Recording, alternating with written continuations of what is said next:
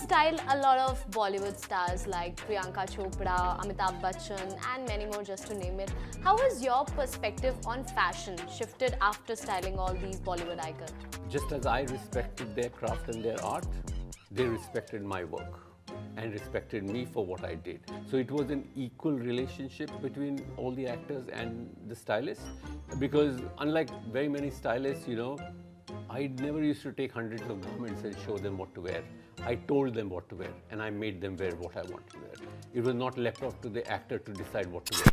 What happens in most of the brands, they are unidirectional. Either they are sportswear brands or they are casual wear brands, but very few brands tell a story. So if you see, Ura has story in, 4 different stories in Ura Street that you will see for launch. Gen Z is not one kind of person. There are nerds, there are geeks, there are rebels, and there are doers. Different kind. It's made up of so many different types of young people. How do you address all of this under one brand? So that is different. Today, stylists go with truckloads of clothes, and every appearance is basically meant for a social media appearance. So, and the larger idea of the story of the film sometimes gets lost in something like this. So that's the difference between then and now. Well, hi everybody, welcome to the Slay Studio by Ura Street. I'm your host Bhavya Chauhan, and this is going to be the opening episode of the Slay Studio. Well, talking about this podcast, it's going to be all about fashion, funk, fun, colors, a lot of vibrancy, and everything that's going on with the Gen Zs in the town. Well, talking about today's episode, I am personally very intrigued and excited because we have someone very special on board with us. He's none other than the co-founder and the creative director of the Ura Street, Narendra Kumar, aka Nari. Hello, sir. Hi, how are you? I'm good. Welcome to the podcast. Yeah, welcome to a Gen Z designer. Another Gen Z designer doing a Gen Z show.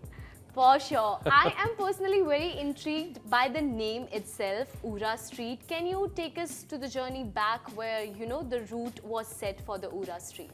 So, as you know, today Gen Z is such a large population in this country, 450 million plus maybe 200 million of late millennials. So it's a real big market. And they are the people who are really deciding most of everything that is happening in the market, So that was the starting point, to create a brand of clothing that addresses this kind of personality.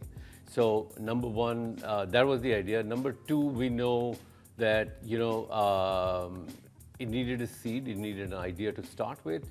And for me, it started with the birth of streetwear in Japan. Japan is one of my favorite countries, and I've traveled there a lot.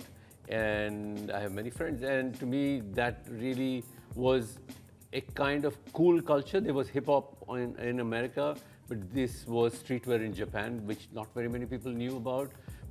And there was a movement out then, the streetwear movement in Japan was called Ura. Ura means, how Harajuku is a place in Tokyo, a street where it's today one of the centers of world fashion. But when streetwear started, it all happened in the back streets of Harajuku because it was not main street fashion then. So it happened in the back street where you find all these little gems, small things that you love that you don't find out. So you have to really look hard for it to find stuff.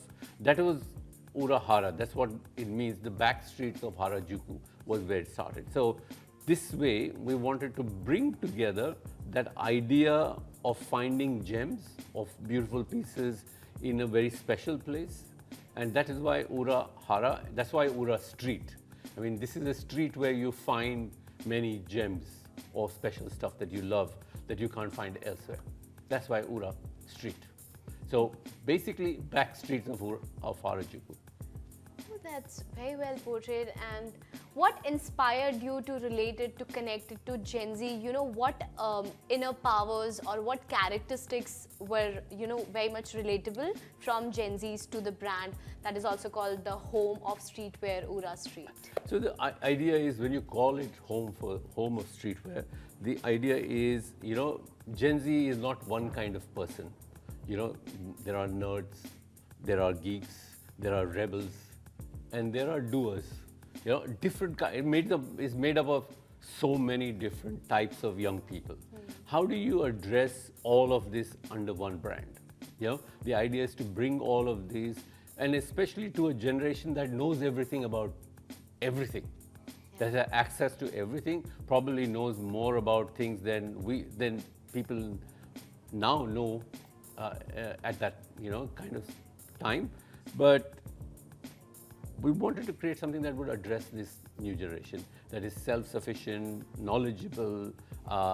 Most people call them lazy, but I don't believe that. I think that they are really knowledgeable and they know what they want to do.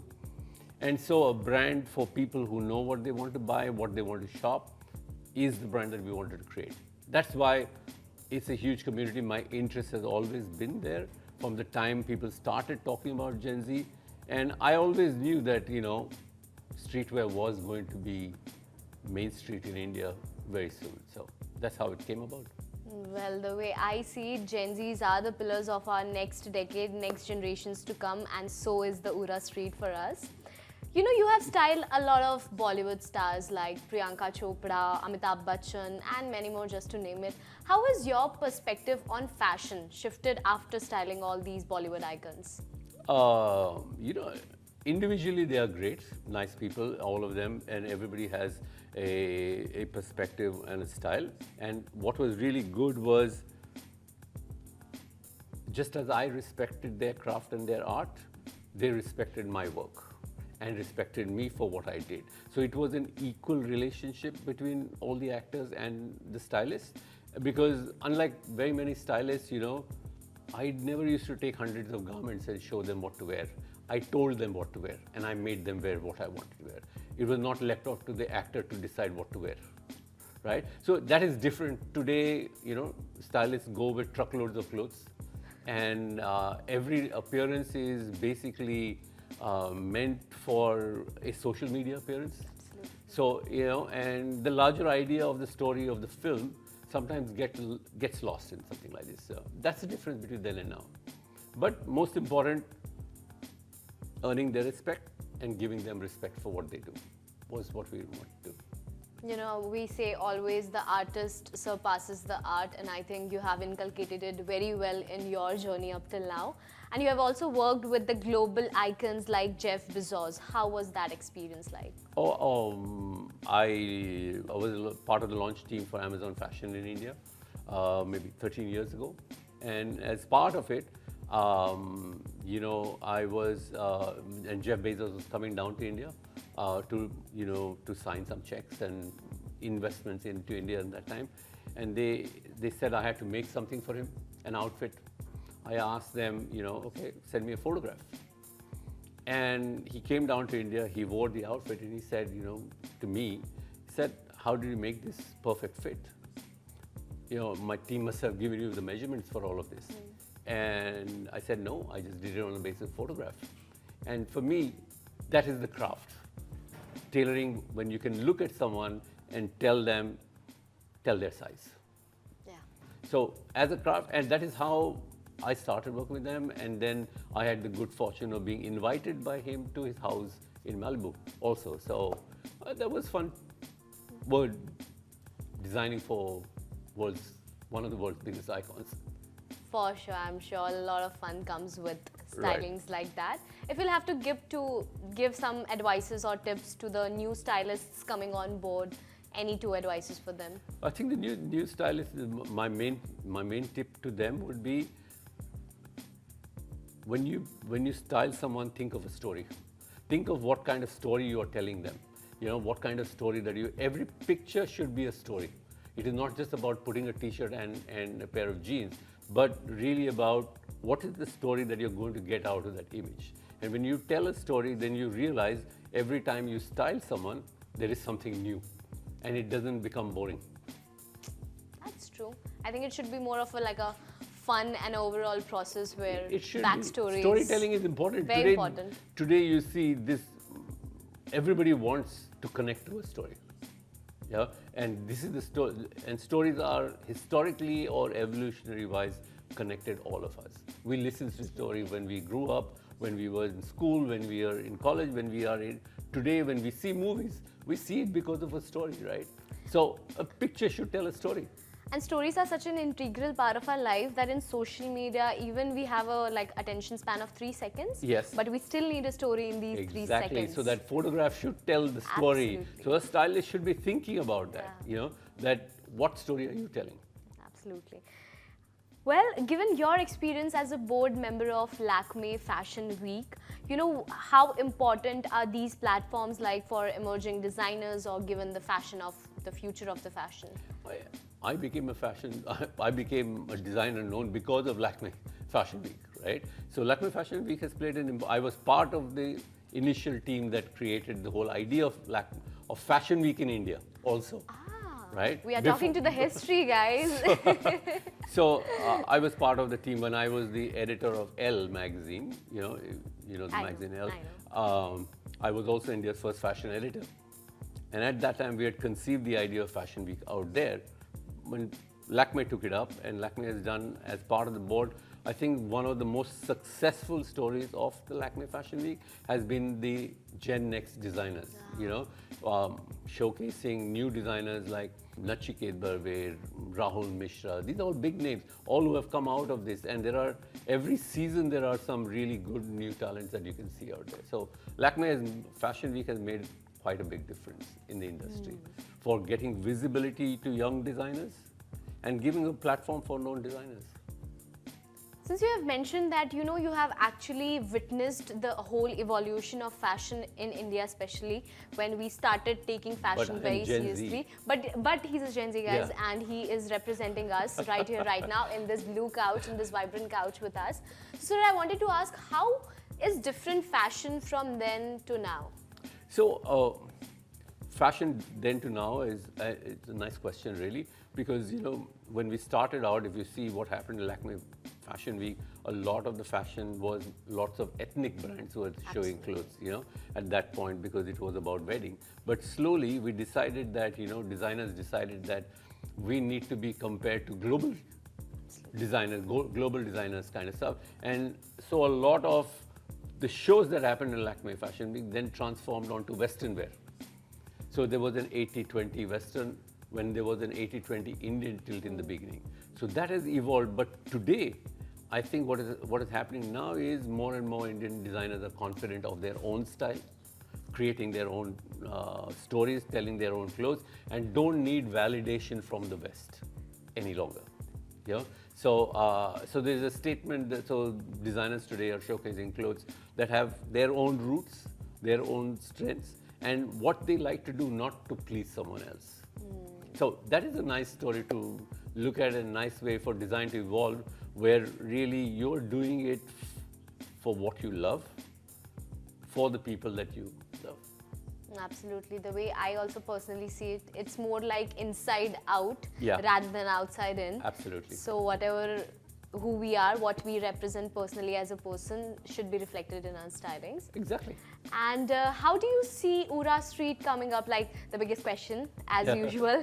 Where do you see the brand in the coming 5 years? No, see, the thing is, we hope to be large and on everybody's backs. That's the most important thing for the brand. But you know, the brand itself speaks to many different customers, right? So the idea that all kinds of young people could wear this brand, unlike what happens in most of the brands, they are unidirectional. Either they are sportswear brands or they are casual wear brands.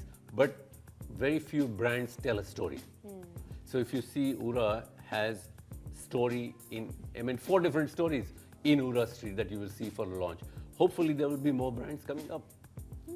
Talking about unidirectional, you know, what are the exciting innovations that we can expect from Ura Street as a brand in the coming years? So if you see something like this, Yeah. Ura Street, and this is from a brand in Ura Street called Cool Beans. Oh. So this is inspired by a motorcycle biker jacket.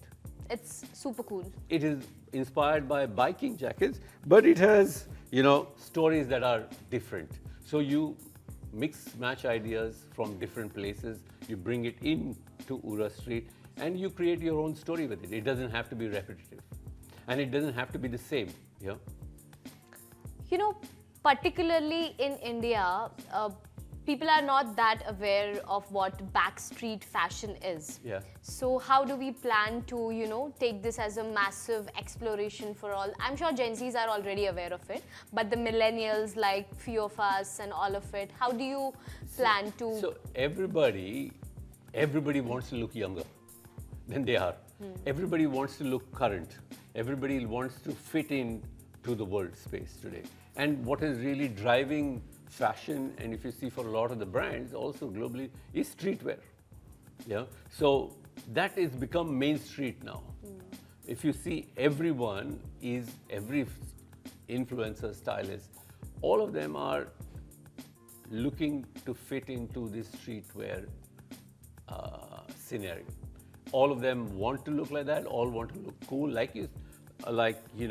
they'll want to look easy but stylish. That's what streetwear is about. Streetwear is also about individuality. We help bring out the persona. That's why we have 4 different brands that help bring out the personas that each one has without having to say a word. You put on a t-shirt, you know who you are. That's the idea of... That's the whole idea. That's the whole idea. You put on an outfit, you don't need to talk about it. People can identify whether you are a nerd, whether you are a geek, whether you're a dreamer, whether you're a doer, or whether you're a rebel. Yeah. So that's the idea of the brand. The ideas are great. Well, coming to that, talking about sub-brands, I'm intrigued. Can you elaborate further for all the sub-brands that we have for Ura? Okay, so there are 4 sub-brands right All now. right. And the first one is called Varsity of Nowhere. Oh. And that's a really nice story behind the brand because, it's inspired by my nephew. He's had 3 films at an international film festivals that have been one that opened the Brisbane Film Festival, another film that was Best Fashion Film Original Selection at the Berlin International Fashion Film Festival 22-23. And just last week he had another film that he just showcased in Paris at a film festival. And all of this without ever having gone to film school. So, that is what Varsity of Nowhere means. You learn it from the internet. If you are curious enough, there is nothing that can stop you from achieving what you want. Absolutely. So one talks to that kind of person who dreams, but who doesn't see money as a limitation for knowledge or growing in life. And you pick and find the way that you want, because everything is available right now on the internet for free. Somebody who tells me, oh, I can't do this because I have to go to Oxford or I have to go to Harvard, nonsense. Lame excuses. Lame excuses. It is lame excuses, yeah. So that's how one came about. That's why it's called Varsity of Nowhere, because the internet is available from the potty to the park. Everything.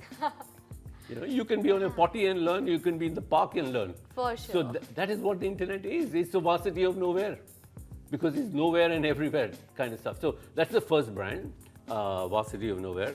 The second one is called, it talks to the dreamer, who wants to see the free world, who wants to live in their own world, who is happy being by themselves, not having, dreaming big kind of story. That's the kind of person this brand attends. It's called Cool Beans.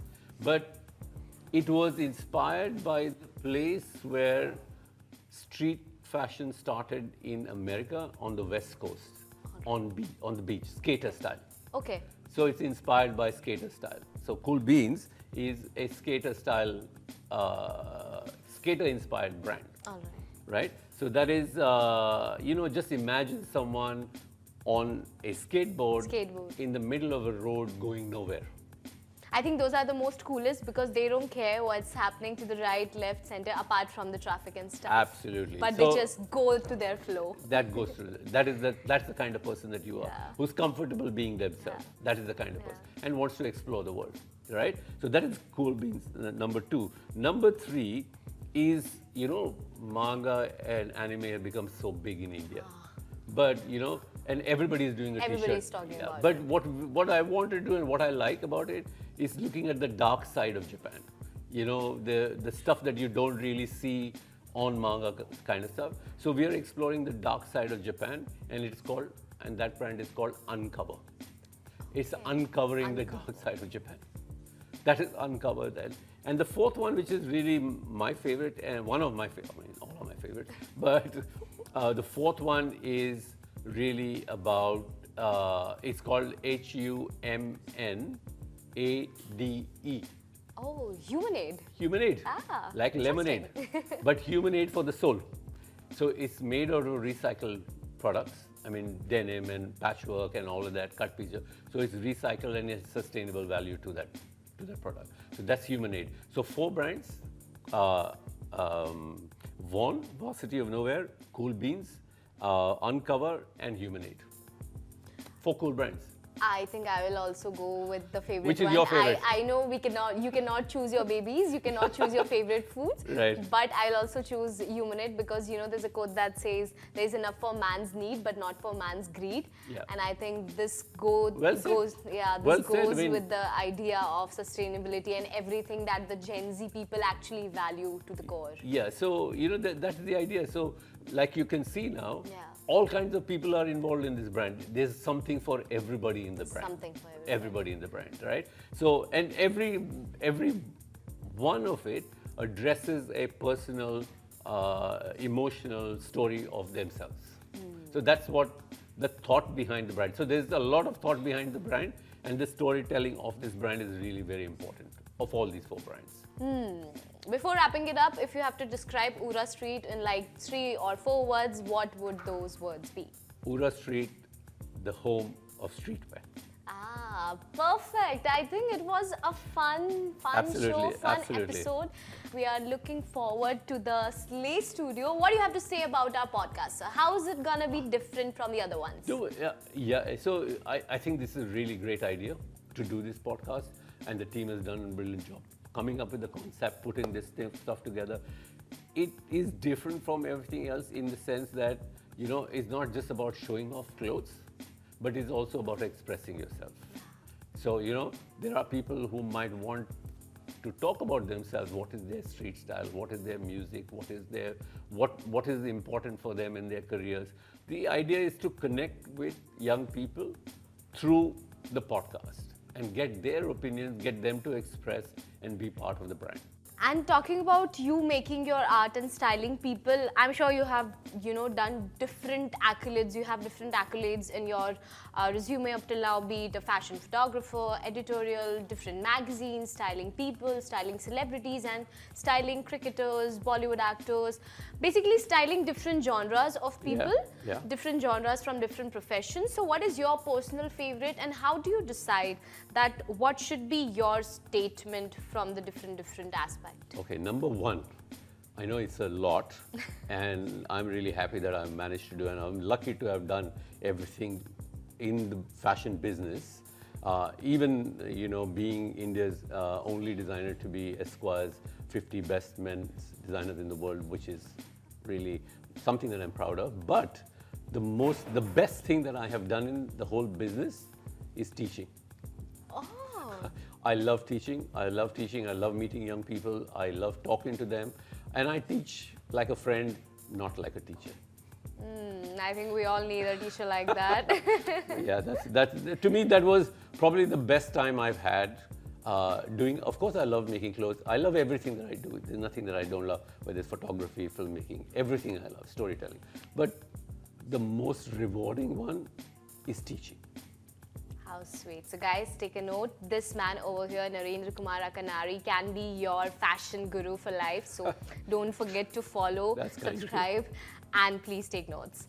Yep. So this was good. This was great. I think we are doing super amazing for our first one, and looking forward to having you, sir, once again. Let's just do cheers. Cheers to the Ura Street. Cheers to us. Cheers to the fashion. Cheers to Gen Zs, everybody. Cheers.